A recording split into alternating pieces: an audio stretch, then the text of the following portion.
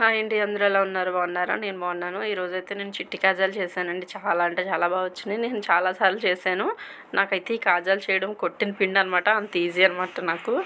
మీరందరూ ఒకసారి ట్రై చేయండి, బాగుంటుంది. దాని ప్రాసెస్లోకి వెళ్దాం.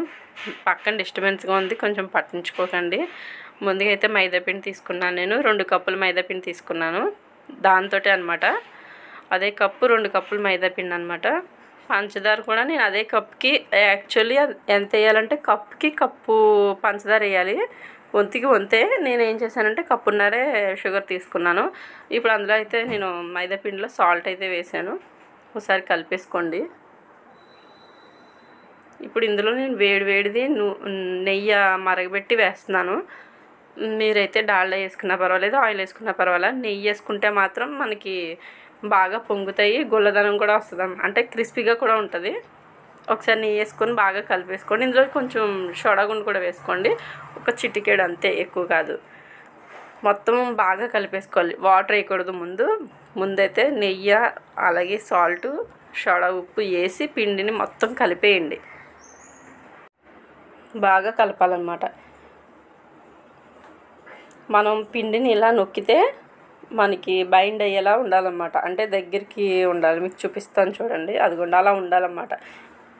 అలా అయితేనే మనకి నెయ్యి అది కూడా కరెక్ట్గా సరిపోయినట్టు అనమాట. ఇప్పుడు ఇందులో మామూలు వాటరే, ఏ హాట్ వాటర్ కాదు, మామూలు వాటరే వేసి కలిపేయండి. బాగానే పిండిని చపాతీ పిండిలాగా కలిపేసుకోండి.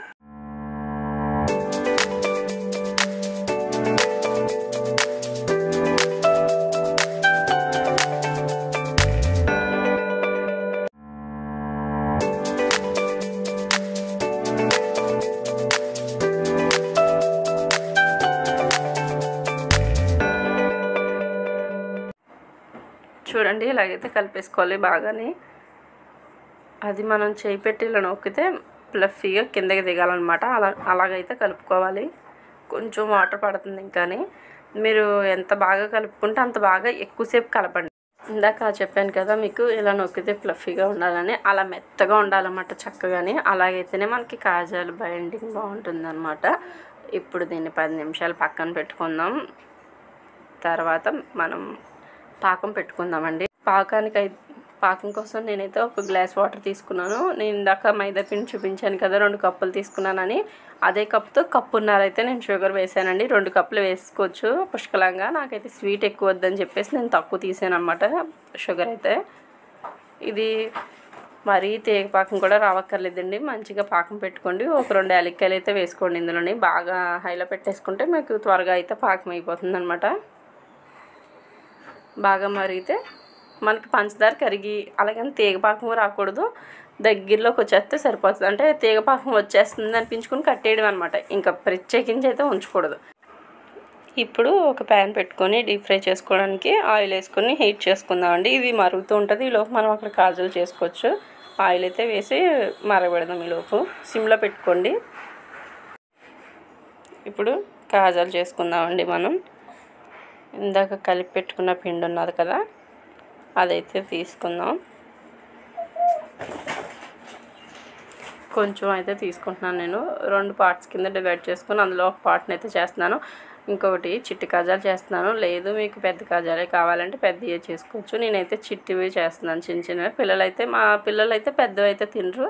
చిట్టి కాజాలు అనుకోండి, ఒకటి తినేసి పక్కన ఊరుకుంటారు. అదే పెద్దది ఇచ్చామంటే సగం తినేసి పక్కన పడేస్తారన్నమాట. మనకి ప్రాణం ఉసూరుమంటది, కష్టపడి చేస్తే ఎలా వదిలేసారని అనిపిస్తుంది అనమాట. అందుకని చిట్టివి చిన్నవి చేస్తున్నాను, నోట్లో పెట్టేసుకోవచ్చు అలాగా. ఇప్పుడైతే మనం చపాతీ ఎంత పలచగా వీలైతే అంత పలచగా చేసుకోవాలన్నమాట.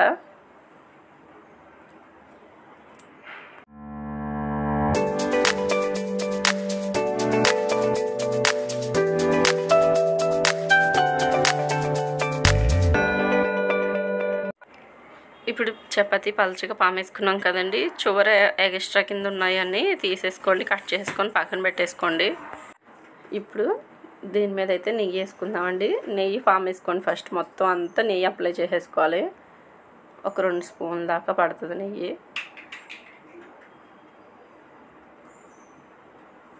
బాగా మొత్తం పామేసుకోండి. నెయ్యి పామేసుకున్నాక అప్పుడు మైదాపిండి వేయాలి. బాగా పామండి నెయ్యిని. నెయ్యి ఎక్కువ వేసుకొని పాముకుంటే మనకి పొరలు ఉన్నవి అంటుకోవన్నమాట, నీట్గా పొరలు విడుస్తాయి. ఇప్పుడు పావేసుకున్నాం కదా నెయ్యి. ఇప్పుడు దీని మీద మైదాపిండి చల్లుకుందాం.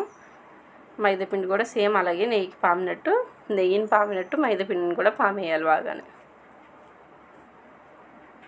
కానీ చాలా బాగుంటాయి ఈ చిట్టి కాజాలండి, ఖచ్చితంగా ట్రై చేయండి. ఎంత ఫస్ట్ టైం చేసిన వాళ్ళన్నా సరే ఈజీగా చేయొచ్చు అనమాట.